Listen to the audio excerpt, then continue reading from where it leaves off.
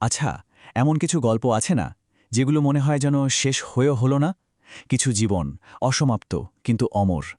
আজ আমরা ঠিক এমনই এক অসমাপ্ত কিন্তু অবিশ্বাস্য রকম শক্তিশালী অধ্যায়ের কথা বলতে এসেছে।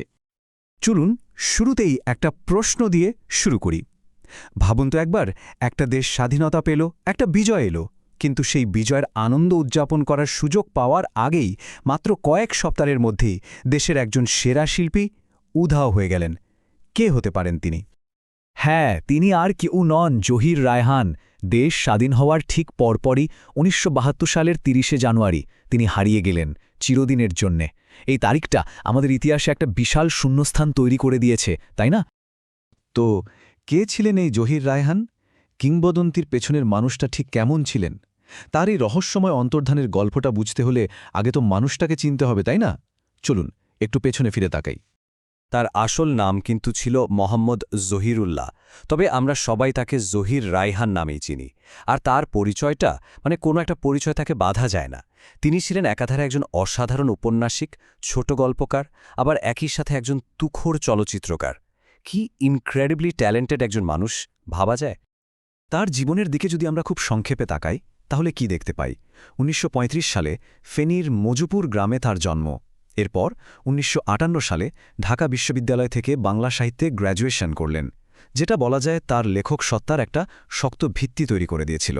আর তারপর ১৯৭২ সাল, যেই বছর তিনি হারিয়ে গেলেন। জহির রায়হানকে কিন্তু শুধু একজন গল্পকার বললে ভুল হবে। তার কলমটা ছিল আসলে সাধারণ মানুষের গলা, তাদের কণ্ঠস্বর। চলুন একটু গভীরে গিয়ে দেখি কিভাবে তার কলম এত শক্তিশালী হয়ে উঠেছিল, কিভাবে তা প্রতিবাদের ভাষা হয়ে উঠেছিল। বলা হয় তিনি ছিলেন মধ্যবিত্ত জীবনের রূপকার, আর এই কথাটা কিন্তু একদম সত্যি। তার সবচেয়ে বড় গুণ ছিল আমাদের চারপাশের আটপড়ে জীবন, মধ্যবিত্তের যে সুখ দুঃখ, আনন্দ বেদনা, সেই সব কিছুকে একেবারে জীবন্ত করে ফুটিয়ে তোলা।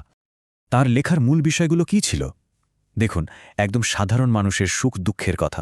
আবার সমাজের যে বৈষম্য, তার বিরুদ্ধে তিনি ছিলেন দারুণ সোচ্চার।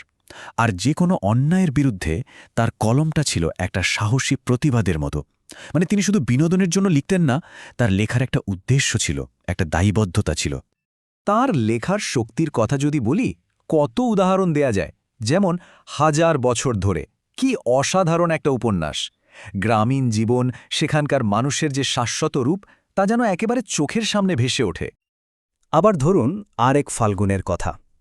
এটা তো শুধু একটা উপন্যাস না, এটা ৫২ ভাষা আন্দোলনের পটভূমিতে লেখা একটা জীবন্ত দলিল, একটা জাতির জেগে ওঠার গল্প।